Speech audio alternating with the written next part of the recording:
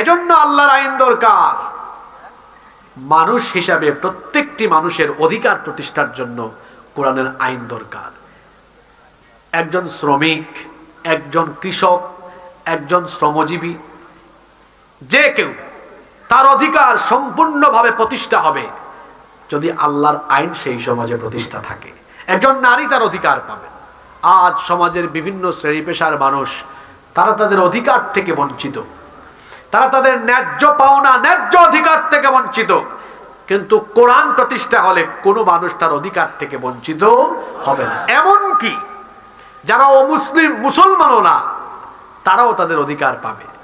অনেকে বলে থাকেন যদি বাংলাদেশে ইসলাম কায়েম হয়ে যায় তাহলে অমুসলিমদের কি হবে?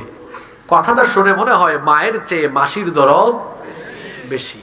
শুনে রাখুন, মায়ের কোলে শিশু যেমন নিরাপদ, আবার শুনেন, মায়ের কোলে শিশু যেমন নিরাপদ, ইসলামী রাষ্ট্রে মুসলমানদের কাছে অমুসলিমরাও তেমন নিরাপদ। সুবহানাল্লাহ পড়বেন না?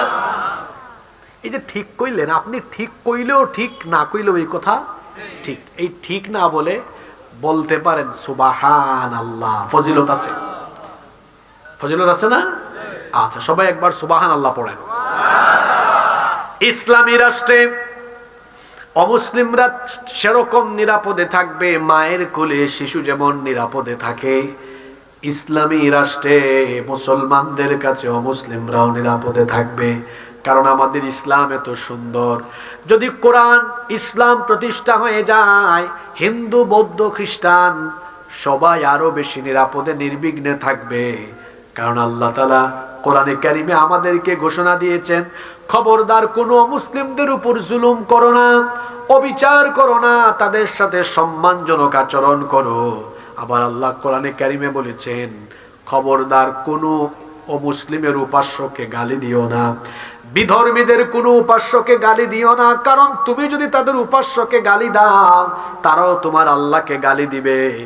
আল্লাহ অমুসলিমদের দেবতা বা উপাস্যকে গালি দিতে নিষেধ করেছেন, এমনকি তাদের উপর জুলুম করতে নিষেধ করেছেন। আবার আল্লাহর নবী বলেছেন, খবরদার কোনো অমুসলিমের উপাসনালয়ে হামলা চালায়ও না। এমনকি আল্লাহর নবী যুদ্ধে কোনো সেনাবাহিনী পাঠালে অমুসলিম উপাসনালয়ে নারী, শিশু এবং বৃদ্ধদের উপর হামলা চালাতে নিষেধ করেছেন। আল্লাহু আকবার। ইসলাম এত সুন্দর, ইসলাম এত চমৎকার। এজন্য এই বাংলাদেশে যদি ইসলাম প্রতিষ্ঠা হয়, যদি কোরআন পার্লামেন্টে, সেক্রেটারিয়েটে, বঙ্গভবনে ঢুকে, হিন্দু, বৌদ্ধ, খ্রিস্টান কারোর টেনশনের কোনো কারণ নাই। কারণ মায়ের কোলে শিশু যেমন নিরাপদ, তেমনি কোরআনের রাষ্ট্রে মুসলমানদের কাছে অমুসলিমরাও নিরাপদ। সবাই তাদের অধিকার